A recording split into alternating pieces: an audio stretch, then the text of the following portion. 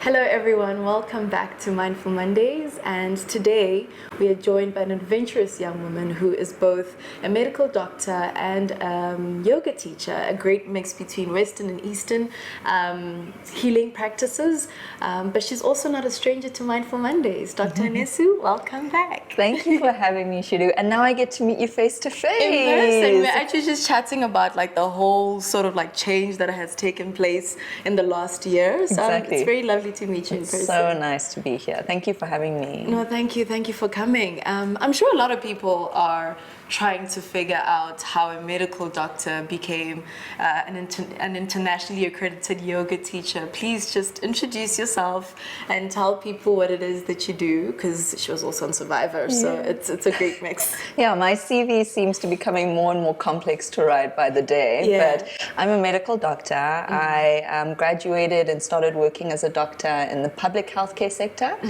and really started struggling, battling between my career ambitions and my mental health. So I decided to take a break from medicine and explore my own healing, explore the corporate environment, and that's when I became a yoga teacher, and I've been teaching yoga ever since.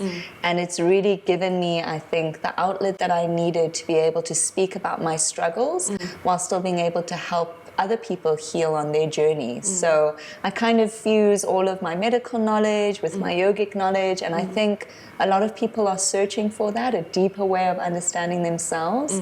And it's taken me to many places, one of them being Survivor as well. That was a crazy experience. Yeah. But I think all of it has to do with me just wanting to know myself a little bit deeper and not being afraid to go to those uncomfortable places within myself.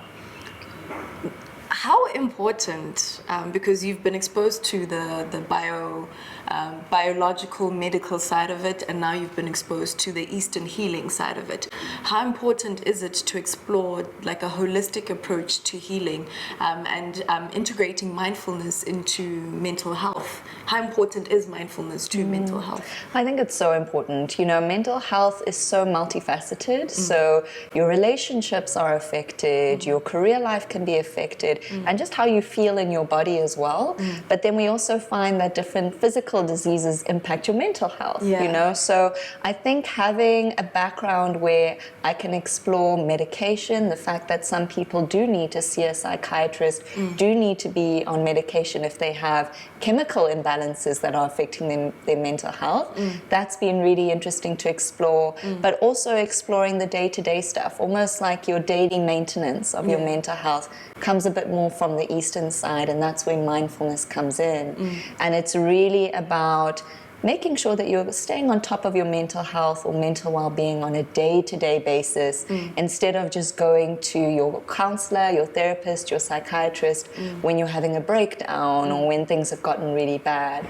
So I think having that two-pronged approach is really useful, and like you say, a holistic view of mental health is so important, and it just makes it more accessible. You know, a lot of people are afraid to see a therapist or are afraid to go on medication, but being able to take a deep breath and to meditate is a lot more accessible. So I think it means that there's something for everybody on this journey, and it's not really an either or, it's an and. And you speak, I think, because of the yoga side of it as well, but the importance of self-awareness. I don't think there's any healing or any growth, especially in the mental health space, if we're not self-aware as individuals, but that requires checking in and sort of changing your lifestyle and your environment as well, because I find that what you did, for example, change your environment because it was detrimental to your mental health.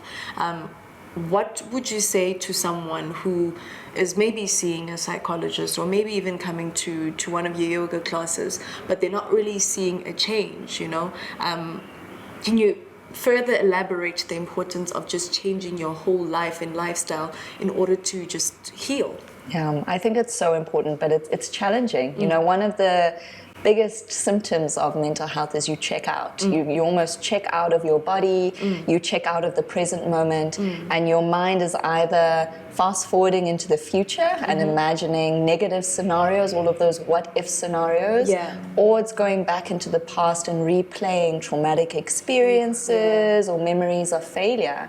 And what ends up happening is you get into this cycle of not really ever being present with yourself, and you end up being in a situation where you don't know where to turn. You know, you forget about all of the people that you have in your life. You forget about the support systems that you may have just because you're not present. And that's what mindfulness does. It brings you into the present moment, whether it's by focusing on your breath, focusing on the sounds around you, just coming into the right here and right now. And that's often the gateway where people realize, oh, you know, I have tension in my shoulders because I've been holding on to anxiety for so long. You might not even have recognized that, but when you come into the body, you do. Or you realize that all of the things that have been driving you crazy haven't even happened yet. You've just been creating imaginary scenarios of the future in your mind. So I think mindfulness is almost like the doorway, and you know, it does take time, and it can also be really scary confronting yourself in the present moment because there's nowhere to hide, you know, and that can be really daunting for a lot of people. And I think another thing that comes into that is we start to measure our healing, the pace of our healing, or the success of our healing, and then that adds added pressure because you feel like you're not feeling better quick enough, or you're not feeling good enough. So I think coming into the present moment through mindfulness helps in so many ways, and you can do it at home in your PJs while you're crying, while you're having a breakdown, focusing on your breath. So I think it's a really tangible way to make a difference to your mental well-being. It's almost like I love how you spoke about how you can do it in your own space, but I'm sure like there are people at home wondering, do I have to do yoga in order to reach the state of mindfulness, or are there other ways one can be mindful and practice mindfulness outside of yoga, which is a great practice, by the way. Love it. Because you mentioned breath work. Those are things that I'd like to think people can do at home as well. But what are the other forms of mindfulness practices that people can do in their own space? Just in general. I think the main thing to think about when we're talking about mindfulness in general is we're coming into the present moment through any activity, and we're connecting to the breath. So the main thing with yoga, and the reason why yoga I think is so popular, is you have that physical exercise, which we know releases endorphins, we feel good after we move, we feel like we've accomplished something. So you're getting that from the yoga practice, but you're also being encouraged to breathe. And any time that we breathe deeply, it actually sends a message to our brain that we're okay, that we can rest, that we're not under stress. So that's why yoga works for a lot of people, but it doesn't have to be yoga. You can be going for a walk in your suburb and observing your breath, and that's a mindfulness practice. You can be reading a book, drinking a cup of tea, smelling your coffee. As long as you're coming into the present moment and you incorporate that aspect of deepening your breath, that's mindfulness. And so I think what a lot of people now are realizing is when it comes to your self-care and even your mindfulness practices, do something that you enjoy. If you like gardening, that can be your mindfulness practice. So you make sure that you keep your phone away, you're fully immersed in what you're doing in the present moment, whatever that may be. And I think it's a really lovely way. You know, I find with Western medicine, it's almost like a one-size-fits-all, right? There's one pill that you take if you have this, you take the same dosage generally, and fingers crossed it works for you. But we're really individual, we're all unique. And I think that's where the Eastern practices come in, because you can tailor your mindfulness practice according to you and your interests and what you enjoy. And I think it's important to understand that basically what you're saying is not a one-size-fits-all. Different people are going through different things, but also I do like how you brought in gardening and cooking, because I remember I was sitting with my psychologist and she said, do something, even if it's just for 30 minutes, just, that's good for you, and that just clears your mind. Yeah. That could be 30 minutes of walking. That could be you cooking. And some days just getting out of bed and doing your bed and cleaning up around you is so therapeutic. Doing the dishes, doing the even. dishes is Finally doing the dishes. I actually enjoy doing the dishes. Yeah. But there's different forms of therapeutic mindfulness practices that are there that people can explore if they don't necessarily prescribe to, I don't know, yoga. Yeah. But I do advocate for it, because when I was doing it, it was a great way to sort of clear my mind, you know. But it was also a great way to sort of just realize how important it is to be aware within your own body. You spoke about people checking out, but people check out more than they check in. Yeah, exactly. And that is like a daily thing where I loved how you spoke about measuring and trying to fast pace your healing, but you can't fast pace checking in and being self-aware, because that time that you take to be self-aware, to check in with yourself, to be mindful of yourself, and to just take 30 minutes out does so much for your mind, so much for your body. But I think because of how fast-paced the world is and how we are so inclined to prescribe to capitalistic ways that say be on the hamster wheel, we don't take time out to just slow down. Self-care, where even self-care has a measure to it. It's more, I don't know, I feel like sometimes it's more for the world than it is for yourself. Where you do different self-care practices that don't really work for you, but because it is how it's prescribed by the rest of the world, you don't even know what it is that you like. And I'm glad that yoga was your thing, but it's so important as well to just try different things, be it this, be it cooking, be it breath work. I remember I did a session on Mindful Mondays with Dr. Elamanga. And she's amazing. She's amazing. The learning the breath work, just the 3-7-8 breathing, something so simple can just change everything in a couple of minutes. A couple of minutes, where you said taking a deep breath sends a signal to your brain that you're okay. And breath work is so important, but we don't really prioritize it as well. But that episode changed so much for me, because even when I'm feeling anxious, or I'm in a situation that is like highly stressful, or like there's a lot of pressure, breathing can just change everything. Yeah, it's so important, you know. And I think another thing about having options when it comes to mindfulness is there may be days where you don't want to do something physical. Maybe you are sick, maybe you're on your cycle, for example, and you might feel like you're forced to do yoga or forced to go to the gym because that's your self-care practice. But having lots of different options so you can slot in whatever practice suits you and that you want to do on a particular day almost takes that weight off yourself and that pressure to have to be constantly performing at that same level, like what you were talking about. And you realize that you can give yourself a little bit of grace. You know, I found for me, like you said, with my self-care, if I didn't meditate, or I didn't do my breath work, or I didn't journal, I'd feel guilty and I'd feel like I was letting myself down. And then those thoughts of I'm not good enough, I'm not showing up for myself, actually end up adding to your anxiety instead of your self-care being just for you. And even if it means all you can manage is 3 deep breaths, that's okay. And you should be okay with that being what you can give to yourself on that day. So I think having lots of different options just gives you a little bit of breathing room to feel however it is that you're feeling in that moment. I felt you when you said if you don't do the self-care things, you find yourself putting pressure on yourself or feeling like you're not doing enough. There's a lot of pressure to healing. Like there's actually a lot of pressure to healing when I think about it, because for me, self-care in the last week was just taking time out, just not doing anything, because usually I'm putting pressure on myself. Oh, I should go to Pilates, I should go to the gym. But if I don't go to the gym, I feel like I'm not taking care of my mental health, I'm not disciplined enough. And then it puts so much pressure on you that when you actually go to the gym, you hate it because you haven't been resting, you haven't been taking care of yourself. But sometimes taking care of yourself and your mental health is about what you eat. Some days it's just getting out of your house and taking a walk to the end of the street and coming back, just allowing yourself to breathe and just be aware and just be present in the moment.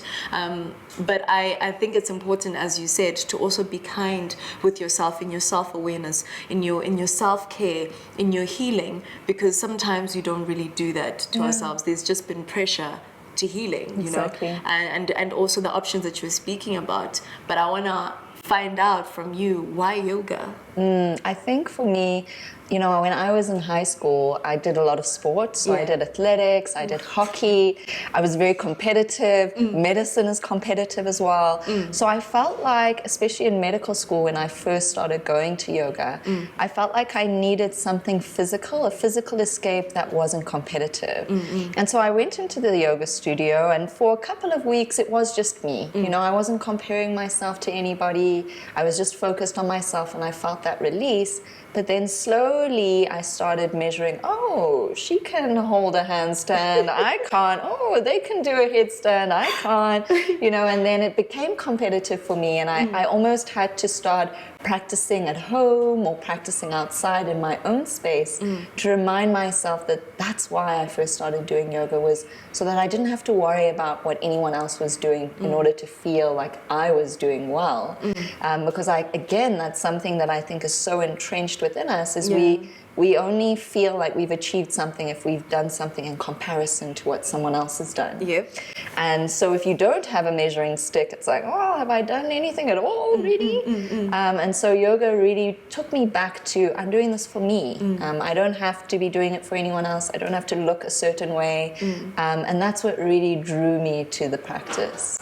And you were telling me earlier that you're opening a yoga studio. Yes. Please tell us more about that. Yeah, so that actually ties in really well, because like I said, a lot of the times when I would go to yoga studios, I'd often be the only woman of color, person of color. When I started teaching, I was often teaching to a room of people who didn't look like me. And what that ends up creating is an environment where you're there to heal, but you're not showing up authentically. You're not able to be your true self and talk about the challenges that you may have had as a person of color or as a woman of color.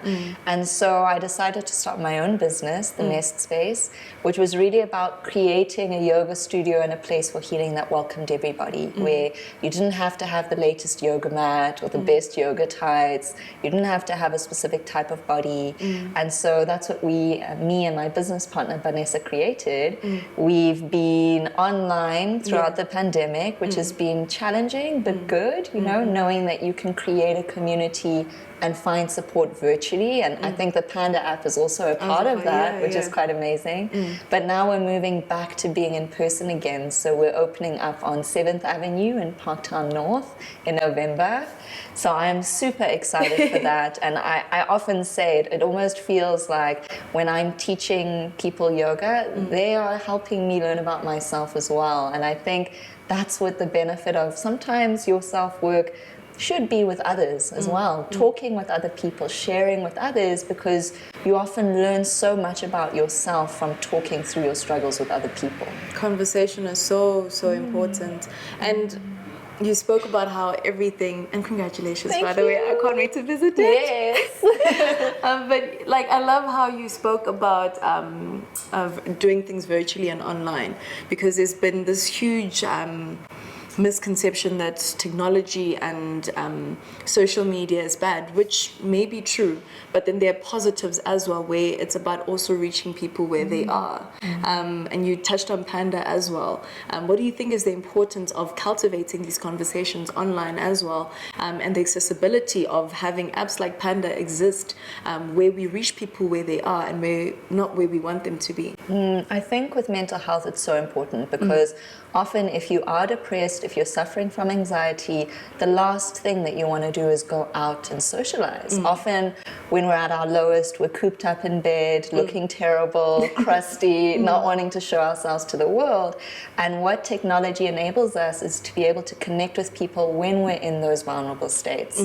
And what I love about Panda specifically is your face is nowhere on there. You know, it's not by video. You can even sign up anonymously. And so I think technology enables us to connect while almost being able to be within ourselves at the same time. And for a lot of people with mental health, especially that first conversation, the less that you have to invest of yourself or showcase of yourself in that conversation, the better, because you're often very vulnerable, you're already feeling down on yourself. And so I agree with you. You know, I find I teeter between the two sides of like, I never want to be on social media ever again. And then, oh, I love it. You know, I get to see people putting out their affirmations or sharing their mindfulness routines, but it's just about finding your pocket within this technology space and finding virtual spaces that speak to you and that enrich you. Yeah. And I think Panda does that. And I think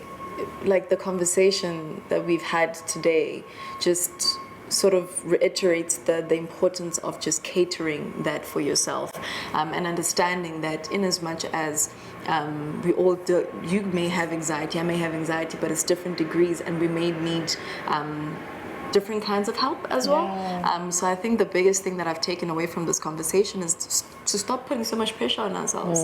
You know, like life is stressful enough as it is, but imagine putting pressure on your healing, putting pressure on self-care, putting pressure on mindfulness, because something so good can be turned into something so bad. Yeah, exactly. And we need to sort of find a way to regulate that for ourselves. So in our mindfulness, do something that works for you, you know. For you being mindful, maybe drawing or coloring in. I am very big on buying children's coloring books and actually coloring in and putting my feet up. It's so therapeutic. Some days I just enjoy watching Korean dramas and just sitting back and not thinking about anything. Some days I actually enjoy exercise, going to Pilates or going to the gym. It's different things for different people. Phone call with a friend. Phone call with a friend sometimes. Sometimes it's actually just listening to an audiobook that affirms you, you know. So it's not a one-size-fit-all type of thing. You can try yoga. The next space is opening up on the 7th of November. Come join us. Or you can try something else that works for you in your own home. And you can even join the Panda app. There are a few meditation sessions there as well. But don't put so much pressure on yourself. Don't put so much pressure on yourself to fit into this mold of what healing looks like, because it looks different for all of us. And I just want to say thank you so much for joining me here today and just reminding people to be kind to themselves, because I don't think we are kind to ourselves. Like, just having this conversation today reminded me of how I've been putting so much pressure on myself to just show up in different spaces where you know you're working from 7 until 6, but you're still trying to find an hour or 2 hours to go to gym. But you're physically... Because you have to, not because you want to. Exactly, because you have to, not because you want to. And I'm trying to sort of change my mindset to do things and learn to love things, or taking care of my body as well, because I want to, not because people are putting pressure on me. Totally. And I think we need to look at healing like that, where it's your own journey. You know, people like you can assist with yoga sessions, or Panda can assist with psychiatrists or psychologists or counselors and different mental health practitioners, but ultimately it is about you. And this is what Mindful Mondays is about, just having these conversations and also just reminding you to be kind to yourself, and that you're seen and you're not alone, and there are different ways and different practices, and being mindful is so important, but just remembering ultimately to be kind to yourself. So thank you so much for joining us here today. I'm sure we're going to see Dr. Anesu again. She's a regular on Mindful Mondays, but thank you so much for joining us. And if you have any questions, feel free to go to the Panda app. If you need help with anything, feel free to go to the Panda app. We have the forest, the chat box, different mental health practitioners, and just remember, you're not alone. Thank you.